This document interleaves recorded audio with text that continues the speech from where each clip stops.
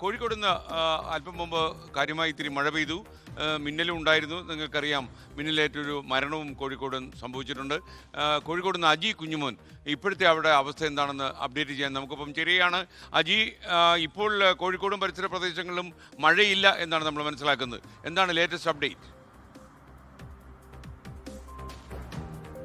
SKN നീലച്ചൂടിന് ആശ്വാസമായി എത്തിയ വേനൽ മഴ വലിയ തലത്തിലുള്ള നാശനഷ്ടമാണ് കോഴിക്കോടിൻ്റെ മലയോര മേഖലയിലടക്കം വന്നത്. നഗരപ്രദേശങ്ങളിൽ മഴയില്ലായിരുന്നു, പക്ഷേ ഈ കഴിഞ്ഞ തവണ ഉരുൾപൊട്ടലുണ്ടായ വിലങ്ങാടടക്കം വലിയ തലത്തിൽ ഈ മഴ ഇന്ന് വ്യാപകമായി കൃഷിനാശം അടക്കം ഉണ്ടായിട്ടുണ്ട്. 3 വീടുകൾ തകർന്നു എന്നുള്ളതാണ് ഏറ്റവും പ്രധാനമായും എടുത്തു പറയേണ്ടത്.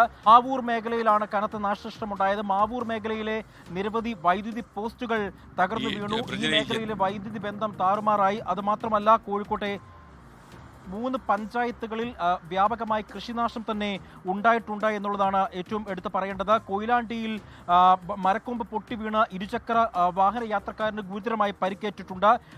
കൊയിലാണ്ടി LIC ഓഫീസിലെ സെക്യൂരിറ്റി ജീവനക്കാരനായ ആദർശനാണ് പരിക്കേറ്റത്. ആദർശിനെ ഇപ്പോൾ കോഴിക്കോട് മെഡിക്കൽ കോളേജ് ആശുപത്രിയിൽ പ്രവേശിപ്പിച്ചിരിക്കുകയാണ്.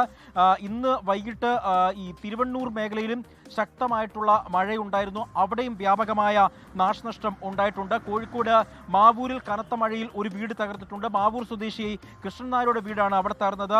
വീട്ടിൽ ആളുകൾ ഓടി രക്ഷപ്പെടുകയായിരുന്നു. അതുകൊണ്ട് തന്നെ ആർക്കും അപകടമുണ്ടായിരുന്നില്ല. മറ്റൊന്ന്, നിർമ്മാണം നടക്കുന്ന റോഡ് ഒലിച്ചുപോയി, പൂർണ്ണമായും ഒലിച്ചുപോയി എന്നുള്ളതാണ്. കോഴിക്കോട് കൂളിമാട് കള്ളൻതോട് റോഡാണ് കനത്ത മഴയിൽ ഒലിച്ചുപോയത്. മാവൂർ, ചാത്തമംഗലം, പെരുമണ്ണ പഞ്ചായത്തുകളിൽ വ്യാപകമായ കൃഷിനാശം സംഭവിച്ചു. ഇവിടെ ഒരു വ്യക്തിയുടെ 500-ലേറെ വരുന്ന വാഴകൃഷി പൂർണ്ണമായും തകർന്നിട്ടുണ്ട്. കോഴിക്കോട് മാവൂർ ആയക്കുളം കള്ളിവളപ്പിൽ അബ്ദുറഹ്മാന്റെ വീട് പൂർണ്ണമായും തകർന്നു. മാവൂർ മേഖലയിൽ ഞാൻ നേരത്തെ സൂചിപ്പിച്ചതുപോലെ തന്നെ വലിയ തലത്തിലുള്ള നാശനഷ്ടമാണ് ഉണ്ടായത്. കോഴിക്കോട് മാവൂർ ആയംകുളത്ത് അബ്ദുറഹ്മാന്റെ വീട് തകർന്നിട്ടുണ്ടായിരുന്നു. മാവൂർ തെന്നപ്പറമ്പിൽ രാമന്റെ വീടും ഭാഗികമായി തകർന്നു. അങ്ങനെ വലിയ തലത്തിലുള്ള നാശനഷ്ടമാണ് ഈ വേനൽ മഴയിൽ മലബാർ മേഖലയിൽ ഉണ്ടായത്. SKN.